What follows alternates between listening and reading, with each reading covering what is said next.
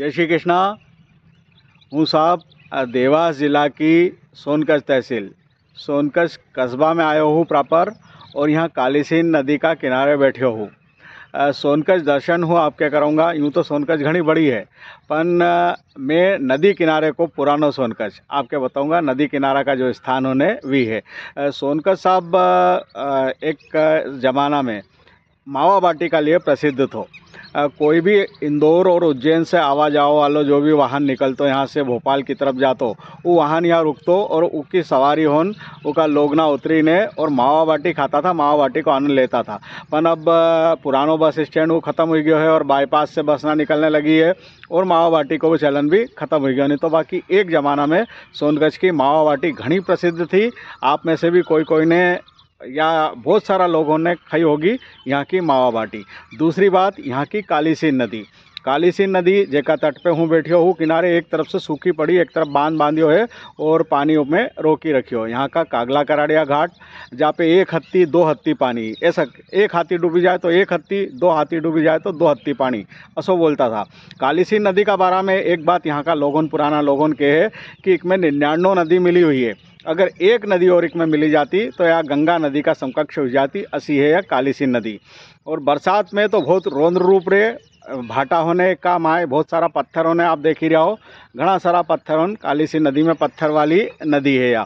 तीसरी बात, यहाँ को पिपलेश्वर महादेव मंदिर।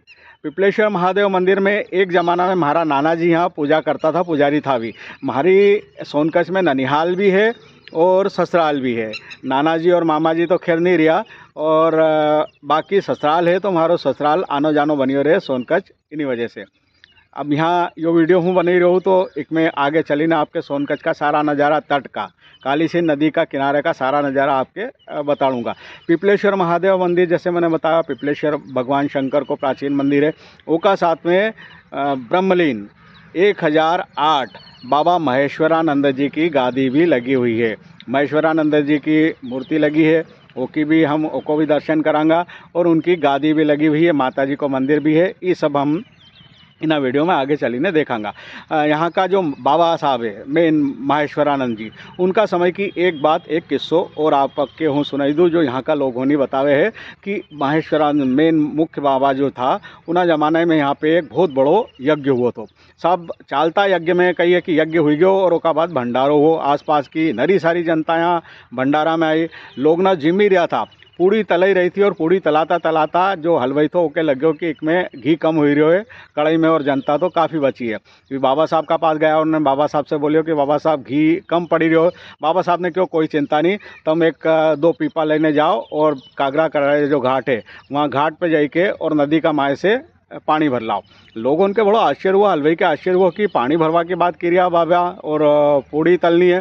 पर बाबा को आदेश तो दो चार जना गया और दो पीपा लेने नदी का माए से पानी भरियो। पानी भरी के लाया, बाबा ने क्यों कि कढ़ाई में रेड़ दो। अब कढ़ाई में रेड़ियो तो पानी की जगह वो शुद्ध घी हुई गयो साहब, देसी घी। तो असो बाबा महेश्वरानंद जी को प्रताप तो उनकी गादी यहाँ पिपलेश्वर में ही जो आश्रम है उसमें लगी हुई है और उनकी मूर्ति भी है। तो यो सब सोनकच्छ का बारे में जो खास जो जानकारी थी वह है। बाकी सोनकच्छ बहुत बड़ी है, पूरी सोनकच्छ हम नहीं देखांगा। इन वीडियो का माए हम कालीसीन नदी का पास में तट पे किनारा पे जो मुख्य सोनकच्छ बसी हुई है वह हूँ आपके बताई रही हूँ, पुरानी सोनकच्छ। तो हम चला हा कालीसीन नदी का किनारे किनारे सोनकच्छ दर्शन। जय श्री कृष्णा, जय श्री राम।